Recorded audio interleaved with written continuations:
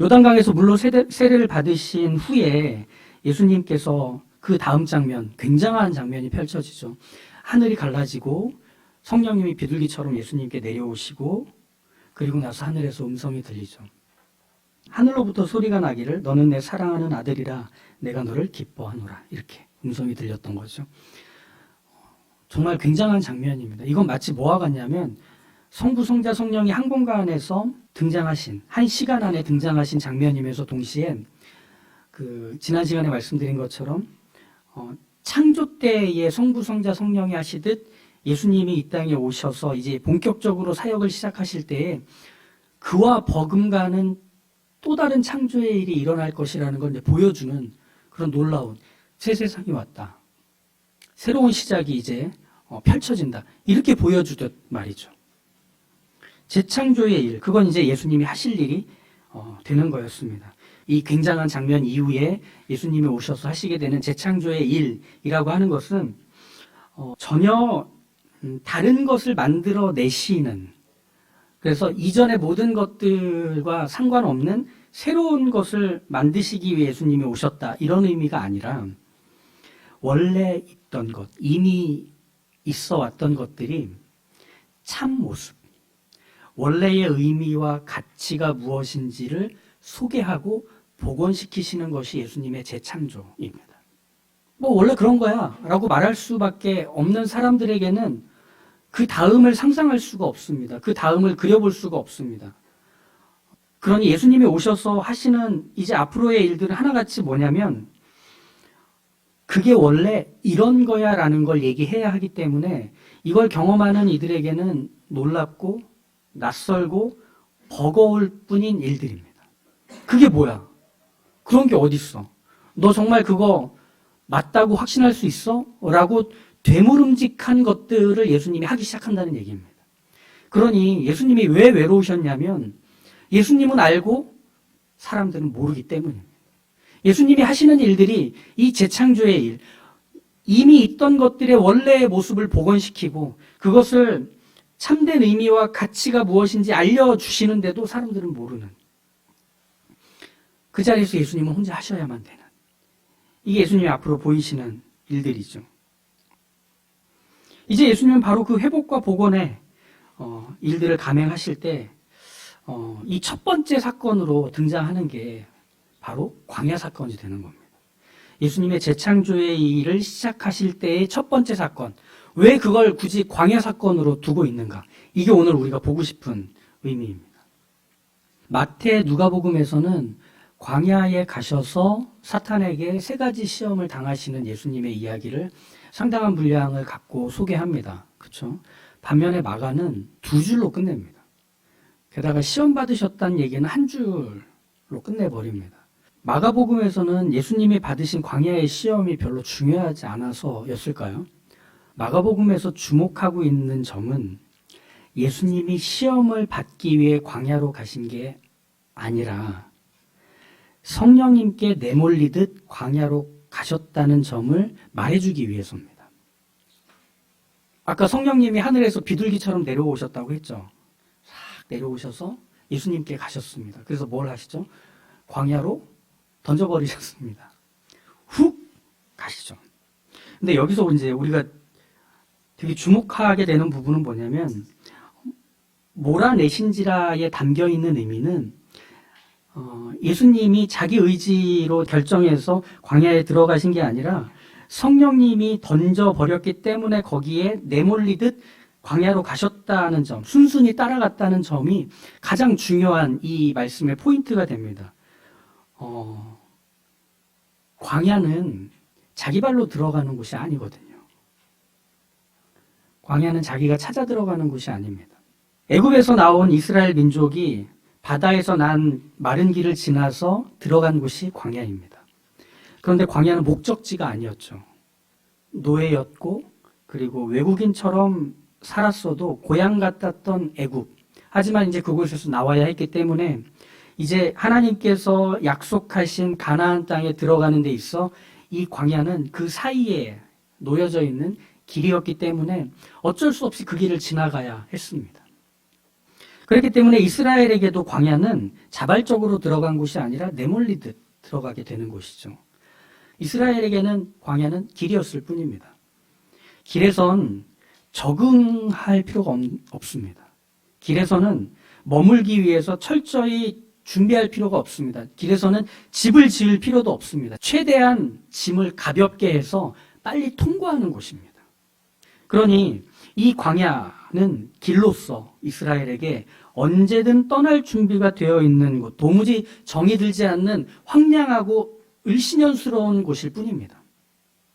그래서 이스라엘이 이 황량한 광야란 길을 지나서 약속의 땅으로 들어갈 날만 간절히 바라며 아유 참자 이러면서 가는 길에 불과한 거죠. 그런데 이 광야에서 이스라엘은 무려 40년을 머물게 돼요. 잠깐 머물다가 갈 곳인 줄 알고 늘 짐을 가볍게 하고 심지어 짐을 늘 싸놓았겠죠. 그리고 천막에 살았을 겁니다. 여기가 집을 지을 곳이 아니니까. 그런데 이 광야에서 아이는 어른이 되고 어른은 노인이 되어버립니다. 텐트는 집이 되고 불편함은 일상이 되어버린 현장이 됩니다. 왜 그렇게 됐을까요? 왜 그렇게 됐을까요? 이스라엘이 40년을 광야에서 지내게 됐던 이유는 민수기에서 그 근거를 좀 찾아볼 수 있습니다. 가나안 땅에 들어가기 앞서서 12명의 정탐꾼을 가나안 땅에 먼저 들여보냅니다. 이제 곧 가나안 거주민들과의 전쟁을 해야 하기에 앞서 우리가 뭘 준비하고 어디로 들어가야 할지를 확인해야 하기 때문에. 그래서 12명의 정탐꾼은 40일 동안 가나안 땅을 쭉 돌아보고 와서 그곳이 어떤 곳인지를 이스라엘 백성들에게 얘기해 줍니다. 그런데 10명의 정탐꾼은 우리 거기 들어갔다 모두 죽는다. 그들은 거인이었고 그들의 성과 성벽, 그들이 갖추어 놓은 모든 시설들은 우리가 이길 수 없다. 넘볼 수 없다. 우리 어떡하냐. 이거였습니다. 그러니 이 얘기를 들은 이스라엘 사람들은 이렇게 말하죠. 우리를 그 땅으로 인도하여 칼에 망하게 하려 하는가. 우리 처자가 사로잡히리니 애굽으로 돌아가는 것이 낫지 아니하랴. 라면서 울기 시작합니다. 그래서 하나님을 원망하며 갈 길을 애굽으로 돌리려고 합니다. 이스라엘은 확인했어요. 거인처럼 큰 가나안 거주민들, 그리고 의리의리한 성과 성벽을 가졌던 가나안 거주민들, 엄청난 무기들을 소유하고 군대까지 편성해 놓고 있는 조직화된 가나안 거주민들. 겁에 질린 거죠. 하나님께서 이스라엘을 데리고 가는 땅이 칼에 죽게 만드는 땅, 노예로 삼게 하는 땅이라는 걸 이스라엘이 확인했기 때문에 그 눈물은 멈출 수가 없는 거죠. 하지만 하나님은 그런 이스라엘이 그래, 너네가 겁먹을 수도 있지. 그래, 너네가 정말 무서울 거야.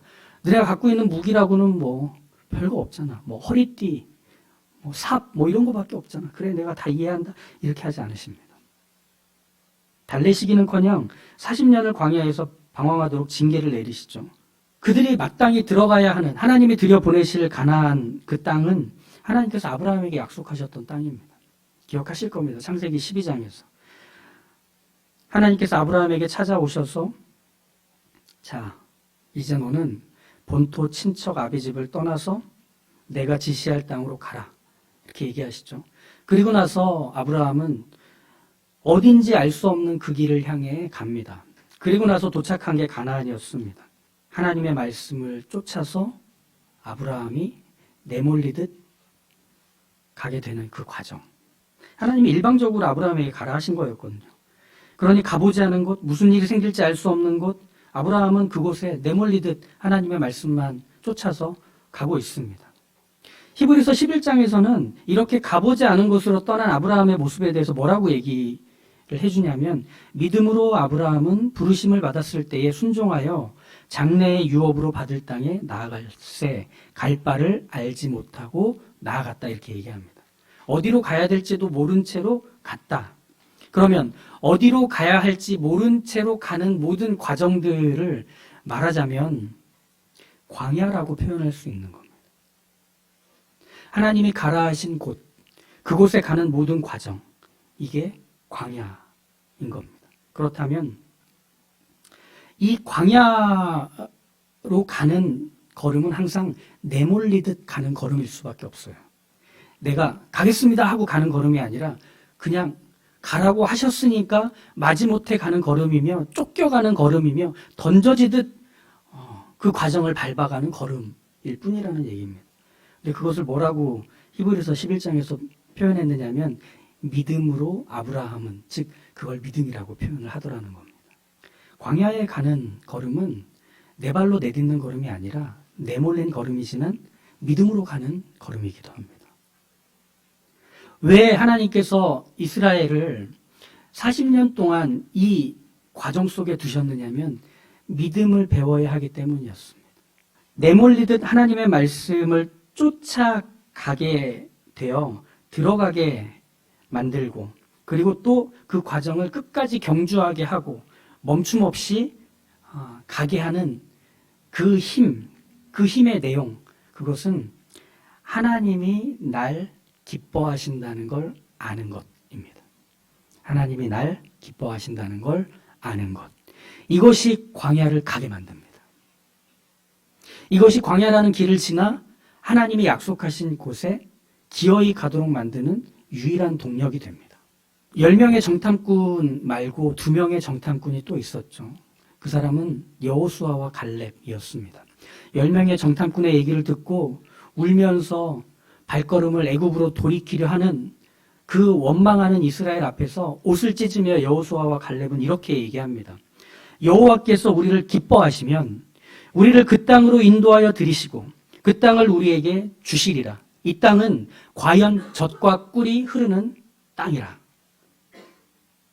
이렇게 얘기합니다. 여호수아와 갈렙은 이스라엘 백성들의 마음을 두드립니다. 너희가 애굽에서 여기까지 나오게 된 것, 그리고 이제 너희가 가야 되는 약속의 땅으로 들어갈 수 있게 되는 그 모든 것은 하나님이 너희를 기뻐하시기 때문이다. 너희는 지금 하나님이 너희를 기뻐하시는 게 무엇인지를 확인하는 자리에 있을 뿐이다. 그들이 크다고? 그들이 강하다고? 그들이 조직화되어 빽빽하게 칼과 창을 들고서 너희를 공격할 준비를 끝냈다고? 너희가 거기서 두려워하며 주저앉을 필요가 없다. 하나님이 너희를 기뻐하시면 너희를 약속의 땅으로 들이실 것이다. 담대하라. 여기에 멈춰서지 마라. 이렇게 얘기하는 거죠. 그러니 가나안 땅을 얻는 방법은 그들보다 더 강한 군사력을 갖게 되는 게 아닙니다. 그들보다 더 최첨단의 무기와 막강한 경제력을 얻게 되는 게 아닙니다. 그것이 준비되어야 그 다음에 영원한 약속의 땅 가나안으로 들어갈 수 있었던 게 아니더라는 거죠. 그들이 가나안을 얻게 되는 건 하나님이 그들을 기뻐하시기 때문에 얻는 것뿐입니다. 그러면 그 과정 역시도 비록 그들에게는 막막했을 테지만, 그들에게는 무언가 눈에 보이는 게 없었을 테지만 그 자리에서 역시 하나님이 그들을 기뻐하신다는 사실 그 하나를 가지고 이 광야의 길을 지나가면 될 뿐입니다. 오히려 그런 고민들, 우린 돈이 없는데, 우린 무기가 없는데, 우린 우리를 지도할 수 있는 사령관이 없는데 라고 하는 것들로 그들을 계속 스스로에게 짐지우기 시작하면 더 이상 광야는 빨리 지나갈 수 있는 길이 아닙니다. 광야는 길이죠. 최대한 짐을 가볍게 하고 지나가야 되는. 근데 그들은 계속 짐을 스스로에게 쌓아서 지나가지 못하고 있을 뿐인 겁니다. 그러니 하나님이 이스라엘을 40년간 광야에 머물게 하신 이유는 너무 분명합니다. 가나안 땅에 들어가는 법을 가르치시기 위해서. 그래서 광야에 머물게 하시는 거죠. 여기는 열심히 무기를 만들고 몸을 키우는 군사훈련소가 아닙니다. 여기는 농사를 짓고 사업을 해서 돈을 벌어 부자가 되고 소유가 많아지는, 그래서 전쟁할 모든 군비를 갖추는 사업장도 공장도 세울 곳이 아닙니다. 여기는 누가 탁월하고 훌륭한 지도자인지를 선출해서 투표하는 투표장이나 선거 유세장도 아닙니다. 실력 발휘하는 것도 아닙니다. 여기는 우리가 하나님이 기뻐하시는 존재라는 것만 붙들어야만 하는, 내 약함이 드러나는, 나의 가난함이 증명되는, 내가 아무것도 할 수 없다는 것을 인정할 수밖에 없는 황량하고 메마른 바로 그곳 광야일 뿐입니다. 그래서 이 광야에서는 무엇만 확인하고 배울 수 있는가? 하나님이 날 기뻐하시는 걸 듣고 보고 배우는 과정일 뿐입니다. 하나님이 날 기뻐하시는 것을 배울 때라야만 하나님의 말씀을 쫓는 게 가능해지기 때문에, 하나님이 날 기뻐하시는 걸 듣고 볼 때라야만 설령 말도 안 되는 상황, 사람들 사이에 내가 짓눌려 있는 것 같은 형편 속에서도 위축되지 않고 당당하게, 무서워도 어깨를 펴고 그 다음으로 갈 수 있게 해준다는 겁니다. 그래. 이 상황에서도 여전히 하나님이 날 기뻐하시잖아. 내가 지금까지 살아온 삶의 모든 걸음들은 하나님이 나를 기뻐하시지 않는다면 경험할 수 없었고, 볼 수 없었고, 들을 수 없었던 것들이잖아. 그걸 기억하며 지금도 그 다음으로 갈 수 있어. 바로 이겁니다. 광야는 그걸 배우는 것입니다. 근데 여기서 설교가 끝나면 함정에 빠지게 될 것 같습니다. 하나님이 날 기뻐하시는 것은 내 만족을 채우시려고 애쓰시는 하나님으로 여겨도 된다는 말은 아닙니다. 그래, 하나님의 모든 불가능을 가능하게 만드셔서 하나님이 기어이 내게 주고 싶으신 것들을 다 주실 거야. 그러니 시험 공부 안 해도 돼. 내가 눈을 감았다 딱 떴더니 입체적으로 답안지에 찍어야 될 것들이 막 보여. 하나님은 그렇게 하시는 분이야. 왜? 하나님이 날 기뻐하시니까. 이렇게 해석하는 거는 우리가 잘 빠질 수 있는 하나님에 대한 오해라는 함정입니다. 하나님이 날 기뻐하신다는 건 사실은 성경에서 날 기뻐하시는 존재가 하나님뿐이라는 걸 인정하며 생기는 하나님의 주인 되심이라는 선명한 인식을 갖게 해주기 위해서입니다. 하나님이 날 기뻐하신다는 것, 이것과 연결되어 있는 것은 하나님이 나의 주인이시라는 것과 연결이 되어야만 비로소 그 가치와 의미가 선명히 드러나게 되는 것입니다. 이스라엘은 하나님이 자기들을 기뻐하신다는 것만을 완전히 습득하고 하나님의 주인 되심을 쉽게 폐기합니다. 하나님을 자기들의 필요를 위해 넣었다 뱉었다 하는 선민의식만을 획득하게 됐을 뿐입니다. 그런 선민의식이 하나님을 떠나게 만들었고 하나님을 잊어버리게 만들었던 게 구약의 역사였잖아요. 하나님께서 기뻐하신다는 것은 훨씬 더 굉장하고 엄청난 일이었음을 구약에서는 우리가 보기가 참 힘들었습니다. 거기에 바로 예수님의 등장이 있는 겁니다. 하나님이 날 기뻐하신다는 건 하나님과 함께하는 사실이 내 현실이 되는 겁니다. 하나님이 날 기뻐하신다는 건 내 삶의 실체로 그 하나님이 나를 기뻐하신다는 게 자리를 잡는 겁니다. 그게 어떤 모양으로? 마치 광야에 내던져지는 것과 같은 모양으로 말이죠. 그래서 이 순서를 보십시오.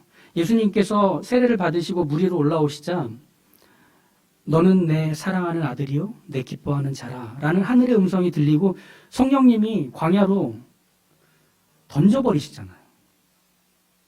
우리하고 너무 똑같은 과정 아닙니까? 하나님의 사랑이 뭔지를 압니다. 하나님이 나를 기뻐하시고 나를 사랑하신다는 것을 확인합니다. 그래서 무슨 일이 일어나죠? 그때부터 찾아오는 광야의 시간들이 우리를 당황하게 합니다. 뭐지? 사랑하신다면서 이게 무슨 일이야? 왜 예전하고 더 나아진 것은 없고 더 힘든 일만 생기는 거야? 왜 주일에 이제 쉬지도 못하게 된 거야? 왜 내 돈을 쪼개서 헌금을 내야 되는 거야? 왜 내 시간을 할애해서 교회에 가서 사람들을 만나야 되는 거야? 왜 내가 그리스도인이라는 것 때문에 욕하고 싶어도 욕도 못하는 거야? 세상 사람들이 말하는 상식을 지키면서 상식보다 더 큰 것들을 내가 더 수고하고 애써야 하는 거야. 그렇지 않나요? 우리가 믿으니까 비로소 경험하게 되는 거잖아. 세상에서 살아가는 모든 방식들을 가장 건전하고 가장 건강하며 정직하게 우리가 쫓아야 하는 것과 더불어서 그것보다 더 큰 것들을 우리가 떠받치고 있어야 하잖아요. 그냥 친절하고 다정한 것 이상으로 우리는 존중하며 경청하며 사랑하며 기다려줘야 되잖아요. 우리가 더 힘든 자리에 가버리게 됐어요. 예수님이 하신 시작이 바로 그거였던 겁니다. 예수님은 성령님께 내몰려 던져진 그 광야에서 사탄의 시험을 받으시는 게 마태복음, 누가복음이라고 얘기했죠. 거기서 사탄의 세 가지 시험을 한마디로 얘기해보면 그거예요.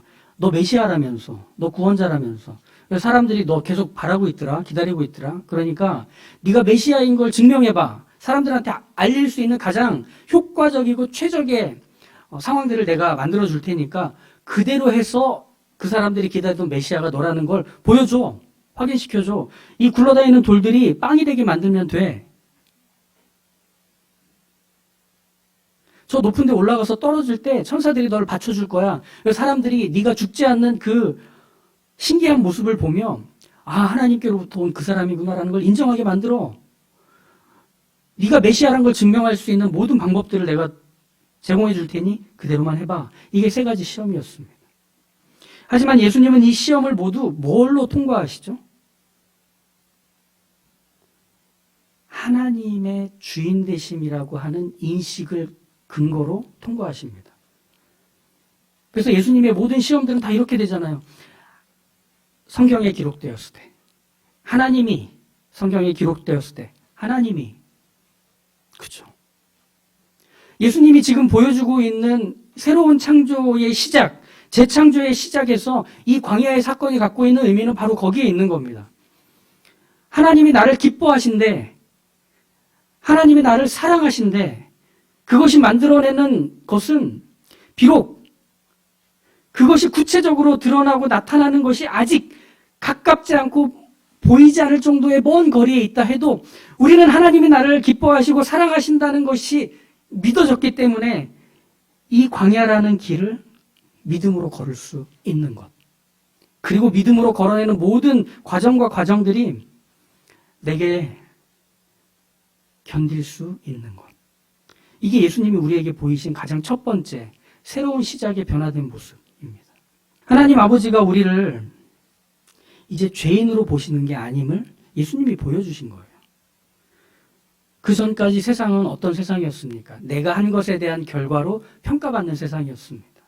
내가 하지 못했고 갖지 못했고 이루지 못한 것들을 비난받으며 정죄당하던 세상이었습니다. 너 그것밖에 안 돼. 네가 가진 자격들, 네가 가진 실력들 확인시켜봐. 그것으로 우리가 네가 어떤 사람인지 가격을 매겨줄게. 근데 예수님이 오셔서 새로운 창조의 길을 내십니다. 우리는 하나님의 기쁨이 된 사람이래. 네가 지금 겪고 있는 과정들이 황량하고 메마른 사막같이 여겨질 수 있겠지만 모두가 겪게 되는 그 황량한 광야에서 너는 여전히 하나님의 기쁨이 된 사람이야.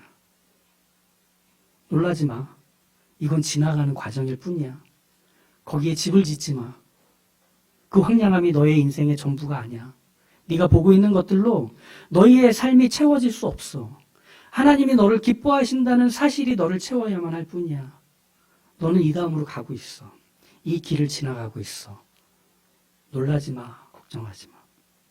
예수님이 이 땅에 오실 때 누가복음에서 들에서 양들을 관리하고 있던 목동들에게 천사가 나타나서 예수님이 이 땅에 오셨다는 기쁜 소식을 전해줍니다. 사람들에게 어떤 주목도 받지 못하고 넌 그런 집안에서 태어났고 그런 환경에서 자랐고 그것밖에 할 수 없으니 그렇게 하면서 입에 풀칠이나 해라 라고 여기는 가장 외곽에 있는 사람들과 함께 있지도 못하는 그 목동들에게 천사가 나타나서 한 말, 하나님이 기뻐하시는 사람들 중에 평화로 예수님이 오셨다. 그러니 그분을 맞이해라 라는 그 기쁜 소식 말이죠. 우리가 하나님이 기뻐하시는 사람이랍니다. 우리를 둘러싸고 있는 형편과 상황에 우리가 규정되지 않더라는 겁니다. 우리가 선택하고 판단하고 결정했던 그 모든 일들이 내가 어떤 사람인지에 대한 가격표를 매기는 유일한 근거가 될 수 없답니다. 우리는 하나님이 기뻐하시는 바로 그 사람이더라는 겁니다. 우리가 내몰리는 모든 자리에서 하나님이 주인이시라는 것, 하나님이 여기에 나를 데려가신 것에 대한 하나님의 선하신 뜻, 하나님의 기쁜 계획에 내가 동참하게 되었다는 것을 기억하고 그 자리를 가볍게 걸어가기로 하는 것, 그 믿음의 삶을 살기로 하는 것 말이죠. 그러니 모든 하나님의 기뻐하심을 입은 사람들은 광야를 가게 될 것입니다. 내던져지듯 그곳에 있게 될 겁니다. 하지만 그곳은 우리가 무거운 짐을 지고 가는 곳이 아닙니다. 그곳은 우리가 집을 짓는 곳이 아닙니다. 그것은 우리가 사람들의 비난과 정죄, 나를 규정하고 평가하는 것들에 공격을 당하며 주저앉는 곳이 아닙니다. 하나님이 우리에게 약속하셨고 하나님이 우리에게 주시기로 하신, 하나님이 기뻐하시는 사람들에게 주실 그것을 향해 가고 있는 과정이며 길일 뿐입니다. 믿음으로 가면 갈 수 있습니다. 놀란 마음을 그렇게 진정시키시며 예수님께서 길을 내신 걸음을 한 걸음씩 밟아서 그 광야를 지나가도록 합시다. 우리의 삶에서 그런 일들이 있을 때마다 예수님이 먼저 가신, 내던져진 그 과정을 우리도 가고 있구나. 하나님의 기뻐하시는 자가 갔던 그 길을 하나님의 기뻐하시는 내가 가고 있구나. 이것을 믿으며 마음의 평안과 안정을 갖고 가시길 주님의 이름으로 간절히 축복합니다.